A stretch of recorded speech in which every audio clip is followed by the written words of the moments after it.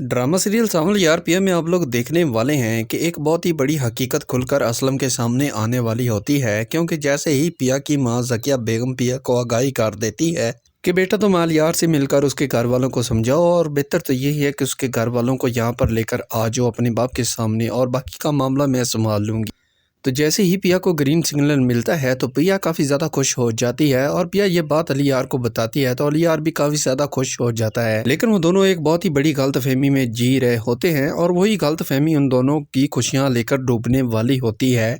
अलियार जैसे ही अपने पेरेंट्स को लेकर असलम के घर पर आता है तो वहीं पर असलम और सेठ दौद एक दूसरे के आमने सामने आते हैं। सेठ दौद यानी मूसा जब असलम को देखता है तो वो काफ़ी ज़्यादा आग बगोला हो जाता है। असलम जो कि सेठ दौद को अपने घर पर देखकर काफ़ी ज़्यादा परेशान होकर उन लोगों को धक्के देकर घर से निकालने पर मजबूर हो जाता है। तो वहाँ पर पिया अपने बाप का ये वाला गलत रवैया देखकर काफ़ी ज़्यादा परेशान हो जाती है, लेकिन वो हकीकत से बिल्कुल भी नावाकिफ़ होती है क्योंकि सेठ दौद यानी मूसा जो कि असलम की ज़िंदगी तबाह बर्बाद करने वाला वही शख्स था। वो उसी शख्स की वजह से असलम दर बदर की ठोकरें खा रहा है और दुनिया भर से छुपता फिर रहा है। तो इसी मामले में आकर असलम अपनी बेटी के मुंह पर थप्पड़ लगा देता है और उसे कहता है कि आइंदा के बाद अगर तुमने यूनिवर्सिटी में कदम भी रखा तो मैं तुम्हारी टांगें तोड़ दूंगा, क्योंकि मैं कभी नहीं चाहता कि तुम इस घर की बहू बनो और मैं कभी भी नहीं चाहता कि यह लड़का तुम्हारे साथ शादी करे। तो वहीं पर सामल का एक खास बंदा टीपू जो कि यह सारी बातें सुन रहा होता है और वो जाकर सामल को आगाही करता है कि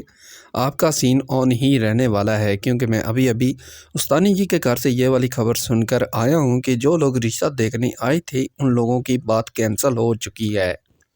तो वहीं पर सावल की डूबी हुई उम्मीदें दोबारा फिर ताज़ा हो जाती हैं और वहीं पर ही सावल जो कि गम से नढाल बैठा होता है तो खुशी की लहर आ जाती है। तो दूसरी जानब असलम उन लोगों को धक्के देकर घर से निकाल देता है तो पिया उससे सारी खैरियत मालूम करने की कोशिश करती है तो अपनी बेटी को हकीकत आवेज़ करता है कि बेटा मैं तुम्हारे बचपन में ही से जुआ खेलता आ रहा हूँ और मेरे कारण ही तुम्हारी माँ की जान चली गई और ये वही इंसान है जिसने मुझे जुए की लत लगाई थी और जुए में कर्जा दे देकर मुझे इतना बड़ा जुर्मदार कर दिया था कि मैं तुम्हारी माँ के ऑपरेशन के वक्त भी नहीं पहुँच सका था। अगर मैं वक्त पर आ जाता और तुम्हारी माँ को हॉस्पिटल में एडमिट करवा सकता तो हो सकता था तुम्हारी माँ की जान बच जाती,